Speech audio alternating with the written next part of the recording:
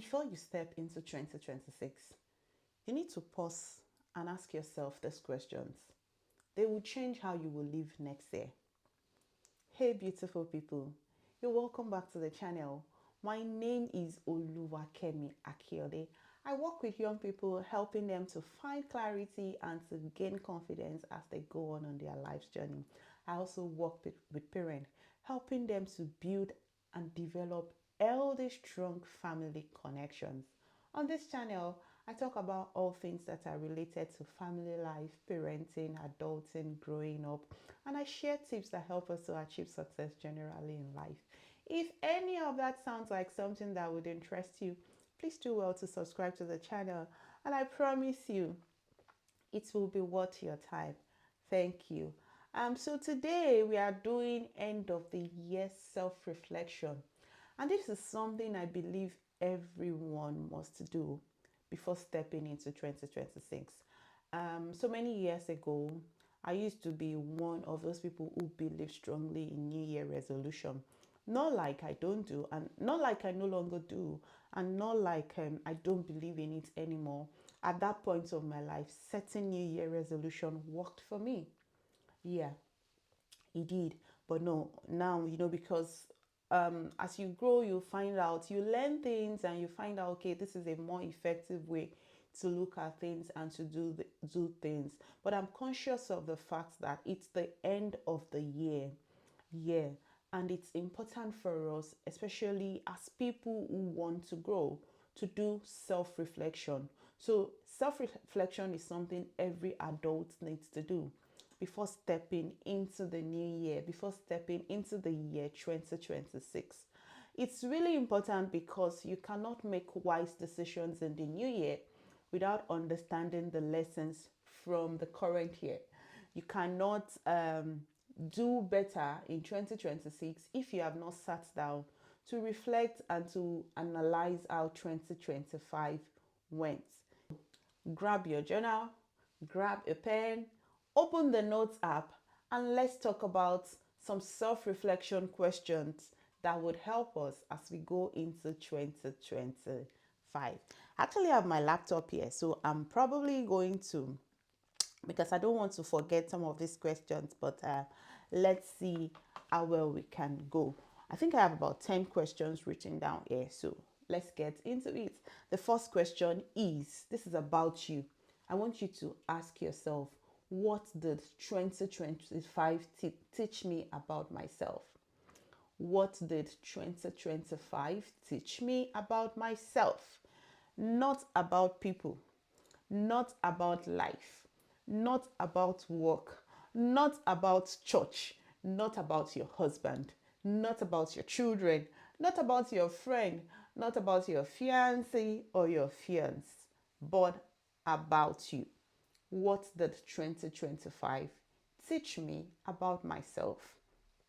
You want to think of what your strengths are, what your weaknesses are, what triggers you, what your patterns are, how you have grown, what are the growths that you have seen in yourself in the year 2025. Focus on yourself. What did 2025 teach me about myself? As I'm asking that question, I'm thinking of answers for myself in my mind, because after now, I've sat down with this and I've done some introspection myself. But I'm going to now go again and get my own journal and do my own proper self-reflection as well. So please make sure that you answer that. Be honest with yourself. You don't have to, you're not submitting it to anyone. It's just for you to be able to assess yourself and see how you will do with 20 in the coming year. Okay, I hope you take note of that. So the question again is, what did 2025 teach me about myself? The second question is, where did I grow and where did I stay the same? Where did I grow and where did I stay the same? Sometimes growth is not always loud. As a matter of fact, I think most times growth isn't always loud. So you could almost feel like, oh, I didn't grow this year, or I didn't do anything to show that, oh, I'm growing this year. If you don't take a moment to sit and look at it, then you might actually feel like you have not grown at all this year. So it's important for you to Ask yourself, where did I grow and where did I stay the same? Some of your biggest progress may have happened quietly. So acknowledge it and be honest with where you feel, oh, I didn't do well here, oh, I was just in the same place. And that will help you. The third question is, what drained me this year? Yes, what drained me this year? Some things got you tired, some things drained your spirit, some things were physically tiring for you. So you need to identify the things that drained you this year. Is it a situation that drained you? Is it hanging around a set of people that drains you? Is it doing a particular task that drains you? You need to identify the things that have drained you this year, the things that got you tired, the things that weighed you down mentally. Check within your spirit what drained your spirit this year, because you cannot carry those same weights into 2026. You want to know what the weights are so that we can leave them all behind in 2025 and enter 2026 a better person. So please identify what drained you this year. So the question is, what drained me this year? The fourth question is, what strengthened me this year? What or who or where? So identify what strengthened me this year. Who poured into you this year? What habits helped you this year? What environment made you feel alive this year? Who is that person that encouraged you this year? Think of it that way. Who are the people that poured into you this year? What are the habits that helped you this year? What environments made you feel alive, made you feel good with yourself this year? Those are the things that deserve more space in your life in the coming year. So please pay attention to those things, identify them. Those are the things we want to drag with ourselves into 2026. The fifth question is, what habits held me back? Yes, what are those habits that held you back this year? This is you have to be honest. Remember, it's a self-reflection, so you've got to be honest. So if there are habits that you know, oh, this did not help me this year, you need to identify them. The big one, is it procrastination?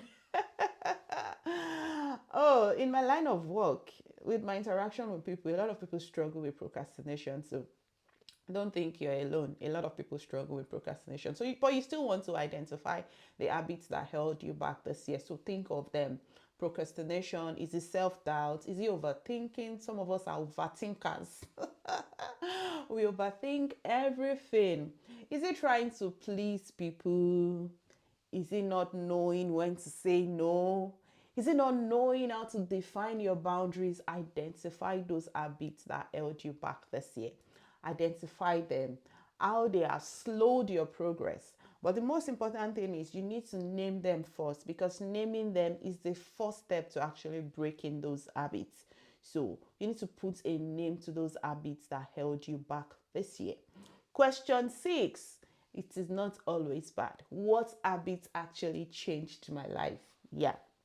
What are those habits that changed your life this year? Look at it. Even if it's little things, just identify it and write it out. Identify the habits that actually changed you this year. It could be something as little as, oh, I drink water daily. Oh, I prayed more this year. Oh, journaling helped me. Sleeping early helped me. Oh, watching movie helped me. Oh, just identify any habit at all that you thought, oh, it actually helped you this year. Identify it, no matter how small it is, because the truth is, it's actually small habits that would help us to create big results. So yeah, identify those small habits and write them out. That's the point. Write them out, because those are the things that you want to do more in 2026. Okay, question 7 is, who was I trying to impress? Sometimes you might tell yourself like, oh, I'm doing it for me. So sometimes when I wear a new dress or I'm doing a makeup, my son will ask, are you doing it for me? And I'm like, no, I'm not doing it for you, I'm doing it for myself. But sometimes I'm doing it because I just want myself to know that your babe is still a babe any day, anytime. Do you get? So you also need to ask that question, that, so who was I trying to impress this year? My brother, my sister. Some goals that you set at the beginning of this year, they were not for you. So you need to you need to look at it again and say, okay, this thing, the person I was trying to impress, did they really care about me? Those kind of things. So let's not deceive ourselves and say, oh, everything I did was just because I wanted to do it or was for me. Sometimes we are doing things because we want to impress someone else. But I mean, that in itself is not wrong. But the thing is, it shouldn't now become a lifestyle that everything you do, you're doing it because you want to get approval from others or because you want to improve or you want to impress someone else. Let it not always be about others, okay? That's the point. So if you're trying to impress someone and you realize that, oh, all of with the sister self, with everything I'm doing, the sister did not even look at my side this year. Please leave that habit in 2025. Leave it in 2025. So identify the people you are trying to impress and see if they cared about you enough for you to still want to try to impress them in the coming year, or if they didn't look at your side. Please identify it, and if you feel like, oh, this was just like a pure waste of time, let's leave that habit in 2025. We don't want to be impressing. We don't want to go around trying to impress people who no even send us. Okay. So question 8 is, what do I want to feel in 2026? What do I want to feel in 2026? I did not say what do I want to achieve. What do I want to feel in 2026? And this stems from, you want to ask yourself, how do I want to feel? Freedom, peace, confidence, stability. How do I want to feel? What do I want to feel, pardon me, in 2026? Identifying what you want to feel in 2026 will actually lead to your goal. It would actually form how you set your goals. So your goals should flow from what you desire to feel in 2026. So if you desire to feel like I am financially independent, that should form your goal. So you know the kind of goals that you are setting for you to be able to achieve that feeling that you desire. So it's important. What do I want to feel in 2026? Happy, free, at peace. What makes you happy? You will find out that as you begin to break these things down, it would make you to ask more questions. If someone says, I want to feel happy, what does happiness mean to you? How do you get to this state of happiness? You see that? So it's kind of layer upon layer. So ask yourself, what do I want to feel in 2026? And your goals should flow from the feeling that you desire. Question 9, we are nearly there. What relationships need boundaries? This year, maybe you allowed everybody into your life. Everybody is not supposed to have access to your life, and that's the honest truth. It's not you trying to form that you're better than one person or the other. Now, I like to say that with every form of relationship, we must learn to call people who they are. We must learn to define people who they are. You don't have to call everyone your friend. That's the honest truth. Some people are just your colleagues, and that is fine. It's okay to say they're just my acquaintance, they're just my classmates. Not everyone is your friend, not everyone is your brother, not everyone is your sister. It doesn't mean you have things against them. It's just the reality of life. So you need to then see that what relationships really need boundary.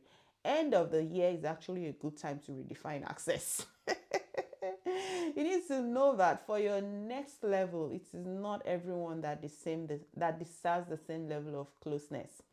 So remember we talked about what drains you, who drains you. So that links up almost into it. So once you've identified that, this relationship is draining me more than it should, then you need to draw boundaries. Yeah. So identify the relationships that needs boundary and clearly be ready to set boundaries for it in 2026. The last but not the least on today's episode is, what is God asking me to let go of before 2026? This is very, very important. What is God asking me to let go of before 2026?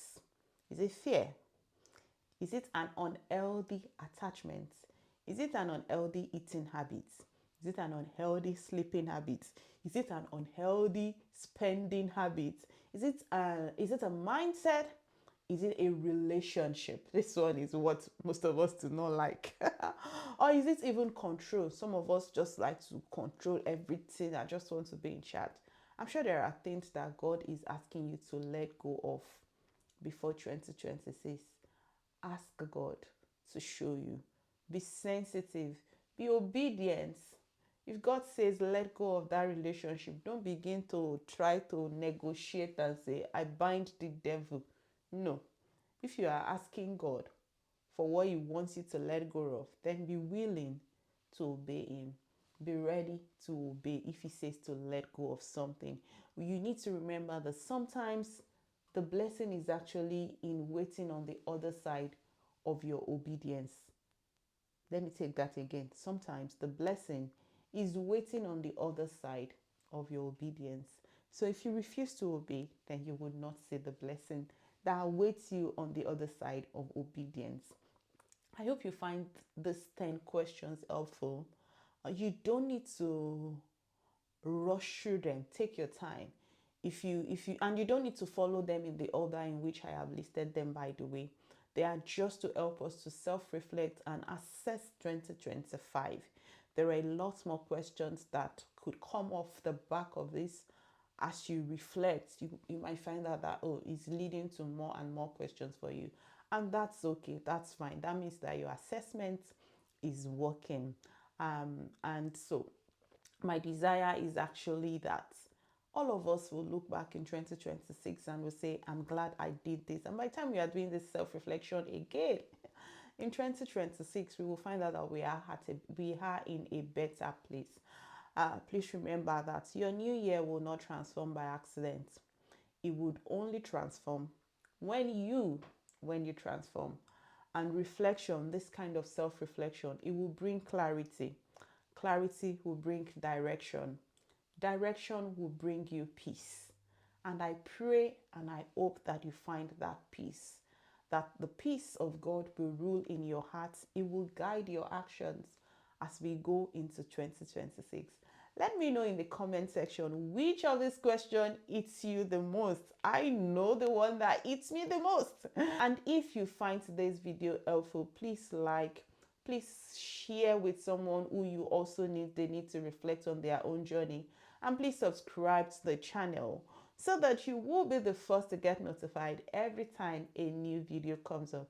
Don't forget to let me know in the comment section which of these questions eats you the most. Till I come your way again, keep winning.